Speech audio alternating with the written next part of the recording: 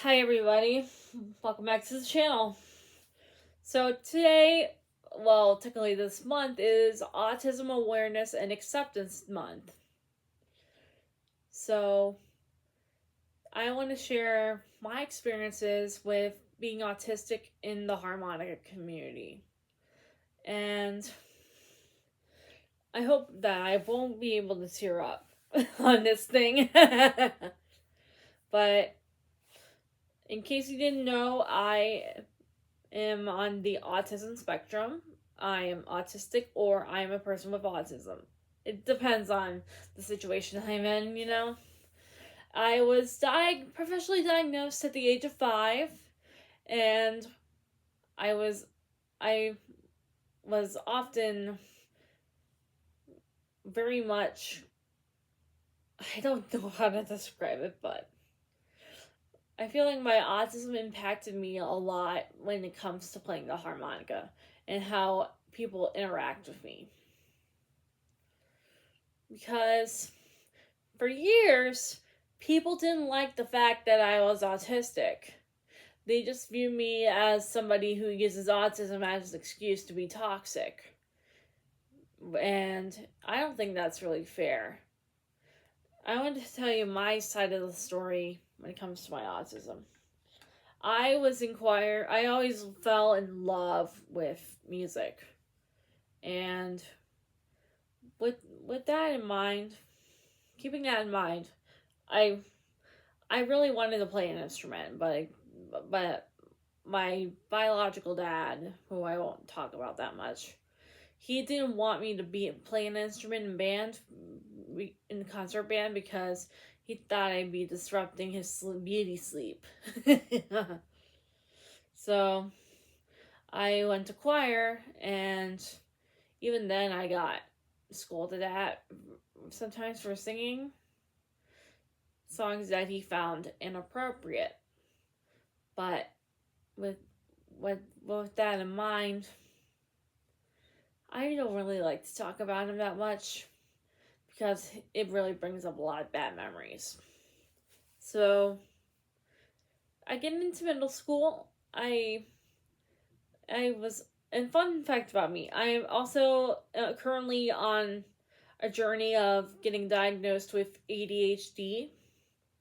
ADHD and autism can co-occur, and I felt like that. I was almost diagnosed with it when I was 5, but I missed the diagnosis criteria for ADHD by one thing, so I wasn't officially diagnosed. But as I grew older, my ADHD symptoms really started showing up a lot more, especially with hyperfixations, which also people try to tell me to stop thinking about them, which does make sense, because without hyperfixations, I won't be able to function.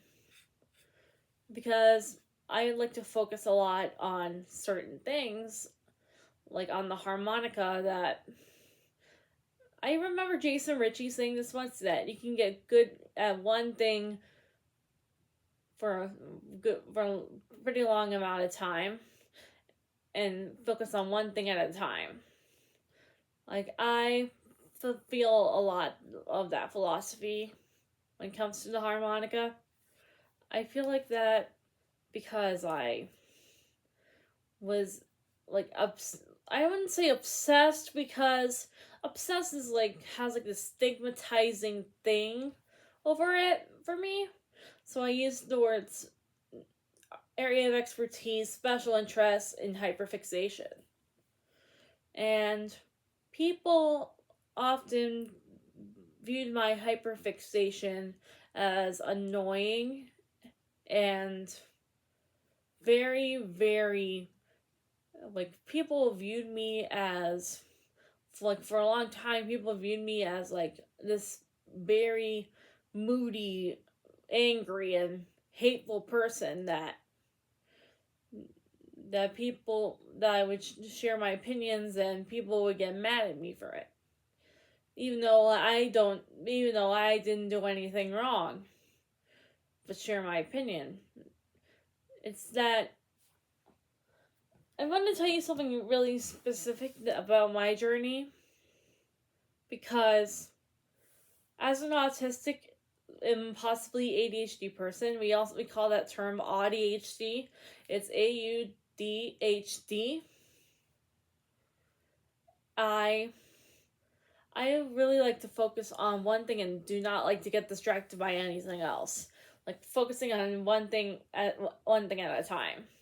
So people wanted me to, even like when I was interested in blues, people didn't want me to have my country influences in my playing. And they told me to listen to real blues harmonica players, like those who exclusively tongue block. Which, honestly, I don't do the exclusively tongue block thing. I prefer to do more lip purse style, like when I showed you. Like I'm a huge fan of Terry McMillan, and he really showed me, like, his playing really showed me that the blues can really fit into, like, anything. Like, almost anything. Except for songs that are just major. Here's a good example of what he might do.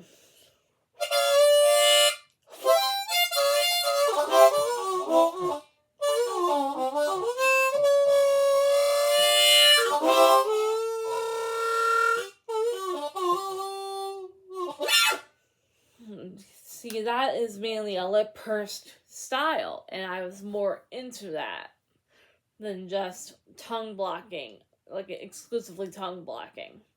And I was also into, like, the hybrid style, like with Paul Butterfield and players like that. Junior Wells, like players that are very good lip pursers and have good tone as lip pursers. But tongue block play, somebody told me a while ago that calling people this name made me obsessed with those people, but I don't really think so. I like to think that they were obsessed with me. I call people elitist because they were telling me, you gotta play like Little Walter, you gotta play like Charlie McCoy, but they didn't give a reason why, or they say, they like that more than the Terry McMillan stuff. Otherwise you sound like a blues player. Well, Terry McMillan played country music, and he was also a blues player as well. So Terry McMillan really blurred the lines of what is country and what is blues, in my opinion. And I really like his very powerful, rich sounding tone, like on songs like Ain't Going Down Till the Sun Comes Up. Like, that was the song that got me started playing, and I always wanted to learn that song. I was quickly to advance to the harmonica, like, after a few years. I'm currently on my 6th year or 7th year right now. This next December the 29th is my 7-year anniversary of playing the harmonica.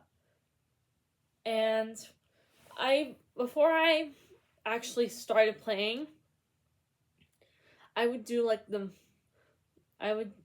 up technique videos on YouTube of harmonica techniques and try to learn the movements of the techniques before I started playing. So with that in mind, it got me able to quickly advance like more than people in my years. I still sounded pretty cruddy, but people liked my playing. But people also hated me because I wasn't fitting into the status quo. I remember somebody told me you can't reinvent the alphabet, there already is one. I don't know what the hell that means when it comes to harmonica, because he claimed that all these people, even though they were different parts of the country and speak different languages, they had the Roman alphabet to communicate, and they were able to.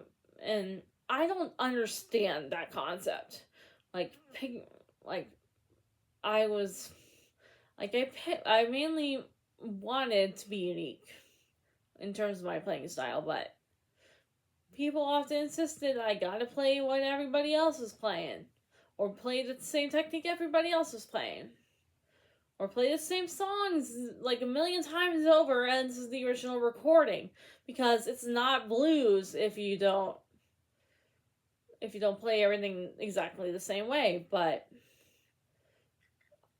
I also think that with the harmonica, it's a very, very personal instrument, because I feel like the best way you're gonna find out what harmonica style or model or anything that relates to harmonica is all up to the player. Like how they play, how they do certain things, what model they use, what techniques they use, what different gear they use. It's all about being personal with the instrument. And people have failed to realize that because I view the instrument as a personal thing, they want me to be like them. Like, people often tell me I gotta play certain ways in order to be a successful harmonica player.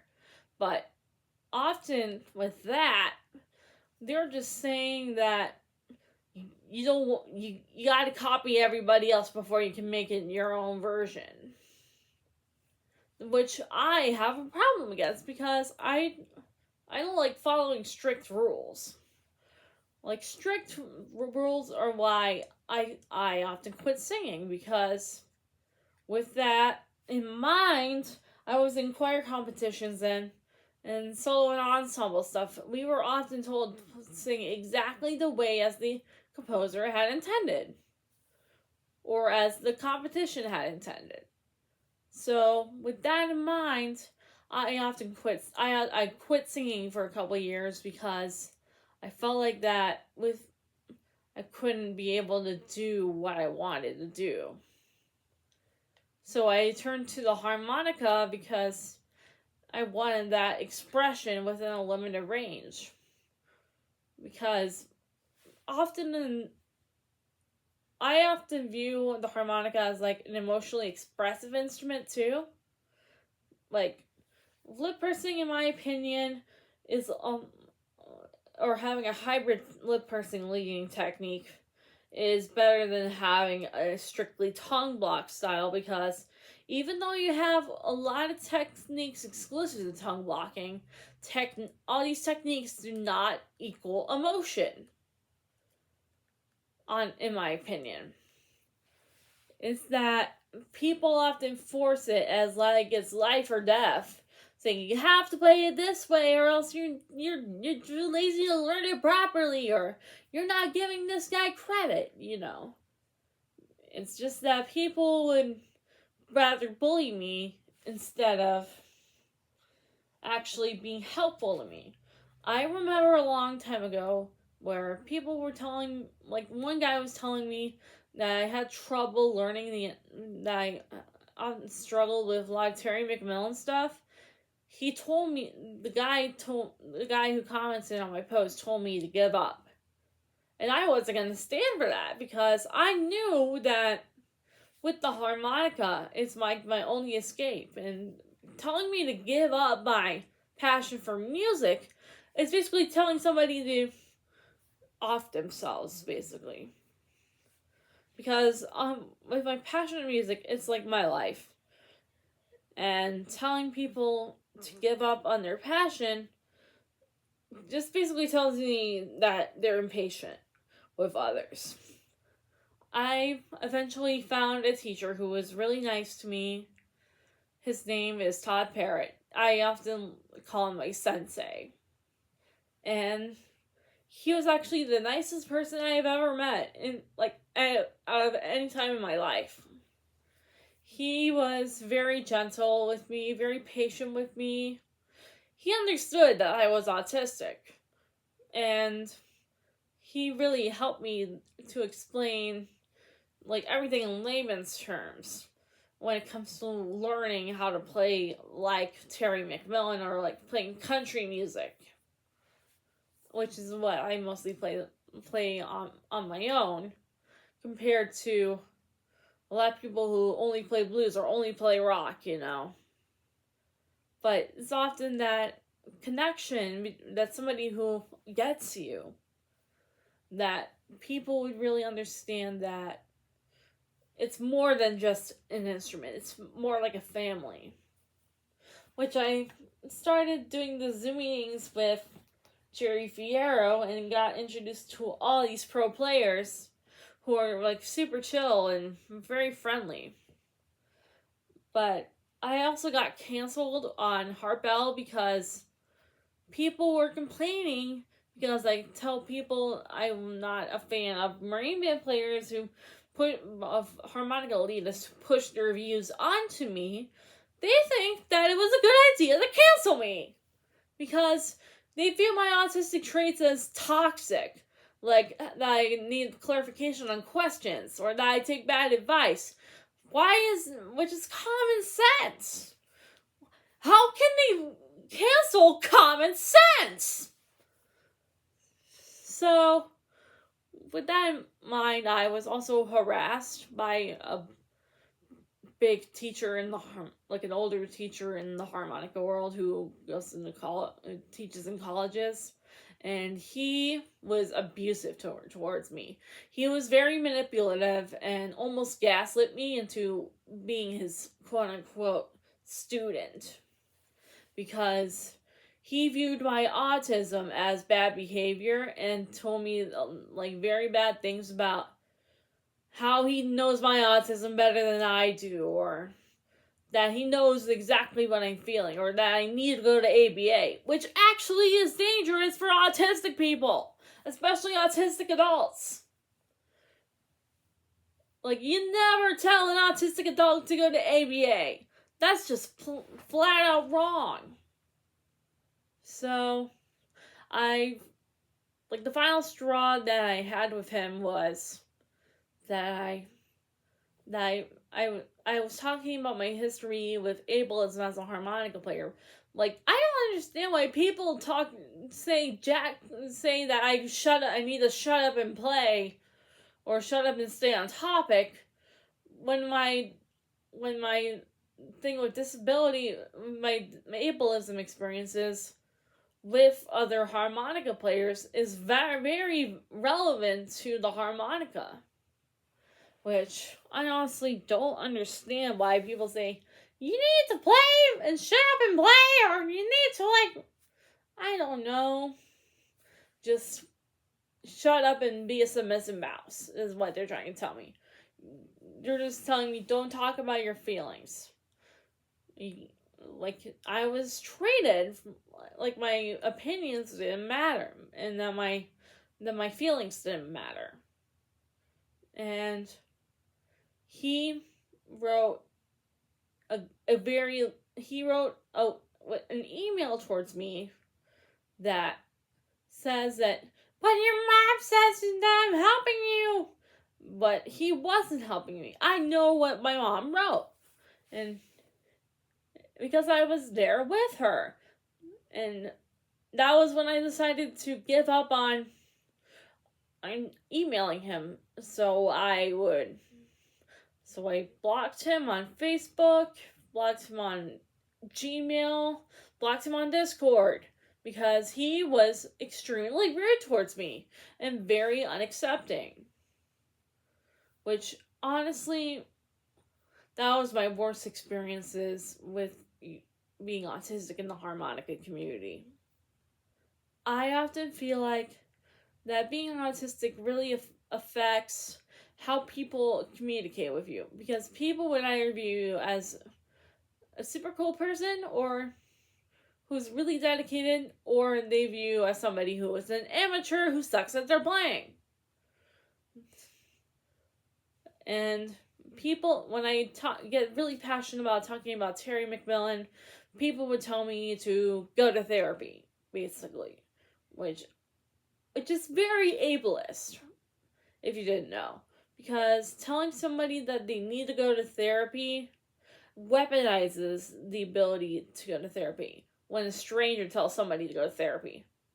When it's a family member or somebody else close to the person, it would be a lot helpful, but when it's a stranger talking to another stranger who doesn't know their mental health problems, they would say to go to things saying that that you need to go to therapy is just ableist or just very, very wrong.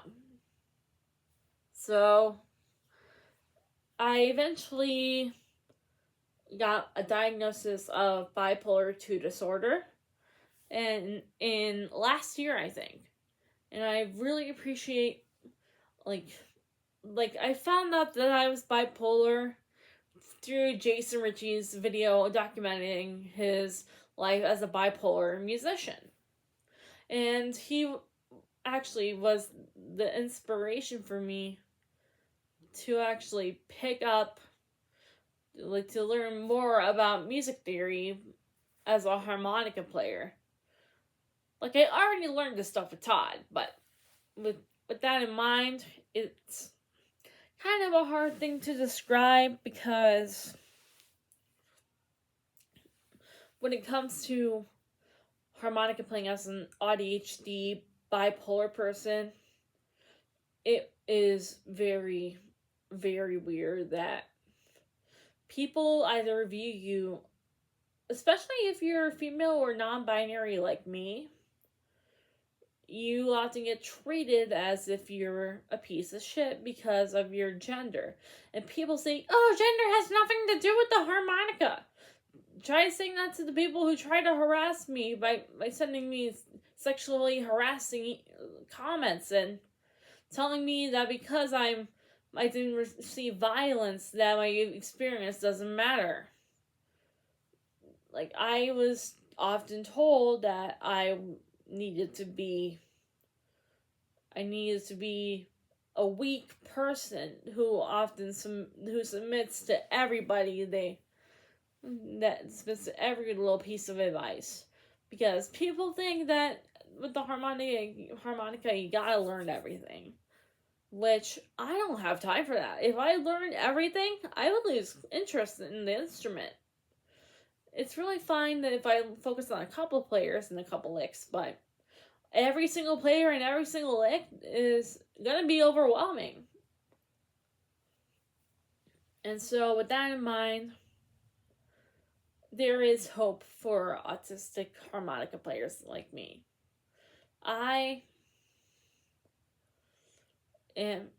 was very lucky to have a passionate special interest or hyperfixation, but when people view it as limiting, but aren't special interests really limited? Because honestly, I know there's a lot more country harmonica players out there, and I talk about more harmonica players than just Terry McMillan. And with that in mind, it's kind of weird how people assume the worst of you, and they call you rude, but when in reality, they're the ones who being rude. For example, on a recent thing, I was often told that because of my experience with autism and ableism as a harmonica player, I was told that I never had that experience, or you're just being rude and we're all trying to help you. When it's not the case. They're actually being harmful to me instead of being helpful, because they view my autism as a bad thing. which because of my disability, I tend to like really hyper focus on a lot of things. And with autism, I also have like this emotional response to other people who are very rude. Like, I am very dedicated to my special interest, and it got me as far as playing in a band and inspiring so many people to pick up the harmonica, both on mainly on Facebook, on YouTube, on TikTok, on Xiaohongshu. It's basically very much a close-knit community of people who like my playing and really appreciate my experiences with basically trying to relate to other people who don't really get you. Because honestly, with trying to like get into the harmonica, there's like so much information that you can get sensory overload or ADHD paralysis, which I was trying to find so much information on how to play single notes, but I couldn't find a lot. But with there's like I can hardly find techniques like the growl that I often use in my playing. They hardly even have tutorials, or people don't know that they exist, like Adam Gusso, who thinks it doesn't exist. Yes, I knew it was in response to my video. So, honestly, I feel like now people have more of respect for me as a harmonica player because I challenged preconceived notions of you gotta play this way or that way. And it really comes to show that people care about being yourself and being unique rather than following traditions or following a status quo. And I feel very proud of myself that I get to be a part of this community, which honestly makes me feel a little happy inside. I recently did like a Patreon Zoom meeting with Jason Ritchie, like the guy I mentioned earlier, and a couple members of his Patreon, and a lot of the people there were really nice, and it was mainly just a conversation sort of thing, like conversational stuff. And it's very much like an entire community is like us harmonica players. Even though we come from different genres of music, we are all connected by our love with our instruments. So with that in mind, I was treated like in the beginning I was treated like shit, but as soon as they started lessons, I started to get a lot more respect. And I don't think it's like mainly due to the lessons. I think it's just that people started seeing like a paradigm shift of people who are a lot nicer towards me than the people who were nice to me who ended up being rude. Like, one of the things that kind of ignited this whole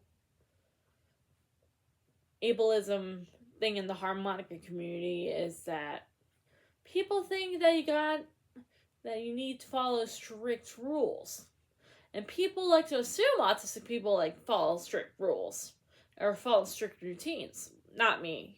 I really like being really chaotic and following to the beat of my own drum. So, with that in mind, I hope that this gives you a lot of insight into what it's like being an AuDHD harmonica player. And also, I want to say thank you to all my teachers, all the people who have followed me for almost like 5 or 6 years now. I don't know, but I'd like to say thank you all 185 subscribers on my channel. That because we made it this far, let's try and reach 200. Anyways, bye.